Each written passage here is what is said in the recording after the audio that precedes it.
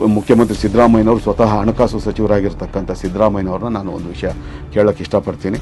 ನೀವು ಮಾಡಿರ್ತಕ್ಕಂಥ ಕಳೆದ 10 ತಿಂಗಳ ಅವಧಿಯಲ್ಲಿ ಮಾಡಿರ್ತಕ್ಕಂಥ ಗನಂದಾರಿ ಕೆಲಸ ಏನು? 2023-24ರಲ್ಲಿ ನೀವು ಆಡಳಿತಕ್ಕೆ ಬಂದ ನಂತರ ಸಪ್ಲಿಮೆಂಟರಿ ಬಜೆಟ್ ಮಂಡನೆ ಮಾಡಿದ್ರಿ. 2023-24ರ ಅವಧಿಯಲ್ಲಿ 66,515 ಕೋಟಿ ರೂಪಾಯಿಗಳಷ್ಟು ಬೃಹತ್ ಮೊತ್ತದವನ್ನು ಸಾಲವನ್ನು ಮಾಡಿದ್ರಿ. ನಿಮ್ಮ ಗ್ಯಾರಂಟಿ ಯೋಜನೆಗಳನ್ನು ಸಾಕಾರಗೊಳಿಸಲೇಬೇಕು, ಹೇಗಾದರೂ ಮಾಡಿ ಕರ್ನಾಟಕ ರಾಜ್ಯವನ್ನು ಇನ್ನೊಂದು ಶ್ರೀಲಂಕಾ ಇನ್ನೊಂದು ಪಾಕಿಸ್ತಾನ ಮಾಡಿದ್ರೂ ಸರಿ ನಮ್ಮ ಗ್ಯಾರಂಟಿ ಯೋಜನೆಗಳನ್ನು ಪಾರ್ಲಿಮೆಂಟರಿ ಎಲೆಕ್ಷನ್ ತನಕ, ಲೋಕಸಭೆ ಚುನಾವಣೆ ಮುಗಿಯೋ ತನಕ ಆದರೂ ನಾವು ಅದನ್ನು ಜಾರಿಯಲ್ಲಿ ಇಡಬೇಕು ಅನ್ನೋ ಒಂದೇ ಒಂದು ದೂರದೃಷ್ಟಿಯಿಂದ 2023-24ರಲ್ಲಿ ನೀವು 66,515 ಕೋಟಿ ರೂಪಾಯಿಗಳಷ್ಟು ಹಣವನ್ನು ಸಾಲವನ್ನು ಮಾಡಿದ್ರೆ, ಈ ಸಾಲಿನಲ್ಲಿ 2024-25 ಸಾಲಿನಲ್ಲಿ ನಿಮ್ಮ ಬಜೆಟ್ನಲ್ಲೇ ಇರುವಂಥ ವಿಷಯನ ನಾನು ಹೇಳ್ತಾ ಇರ್ತಕ್ಕಂಥದ್ದು 82,981 ಕೋಟಿ ರೂಪಾಯಿಗಳಷ್ಟು ಸಾಲವನ್ನು ಮಾಡಲಿಕ್ಕೆ ಕೊಟ್ಟಿದ್ದೀರಾ. ಅದರಲ್ಲಿ ಈಗಾಗಲೇ 30% ಹಣವನ್ನು ಸಾಲವನ್ನು ಕೂಡ ಪಡ್ಕೊಂಡ್ಬಿಟ್ಟಿದ್ದೀರಾ ಕೂಡ.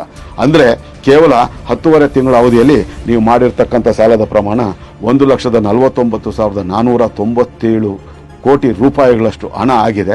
ಅಂದರೆ ರಾಜ್ಯದಲ್ಲಿರ್ತಕ್ಕಂಥ 6,48,00,000 ಜನಸಂಖ್ಯೆಯ ಕರ್ನಾಟಕ ರಾಜ್ಯದಲ್ಲಿ ಇರ್ತಕ್ಕಂಥ ಪ್ರತಿಯೊಬ್ಬ ನಾಗರಿಕನ, ಪ್ರತಿಯೊಬ್ಬ ಪ್ರಜೆಯ ತಲೆಯ ಮೇಲೆ, ಈಗ ಹುಟ್ಟಿರ್ತಕ್ಕಂಥ ಮಗುವು ಸೇರಿದಾಗೆ ಪ್ರತಿಯೊಬ್ಬ ಪ್ರಜೆಯ ತಲೆಯ ಮೇಲೆ ನೀವು ಹೊರಿಸಿರ್ತಕ್ಕಂಥದ್ದು, ನಾವು ಮಾಡದೇ ಇರತಕ್ಕಂಥ ಈ 6,48,00,000 ಜನ ಮಾಡದೇ ಇರತಕ್ಕಂಥ ಸಾಲವನ್ನು ಅವರ ತಲೆಗೆ ಹೊರಿಸಿರೋವಂಥದ್ದು ಏನು ಕಡಿಮೆ ಅಲ್ಲ, 23,468 ರೂಪಾಯಿ 82 ಪೈಸೆ.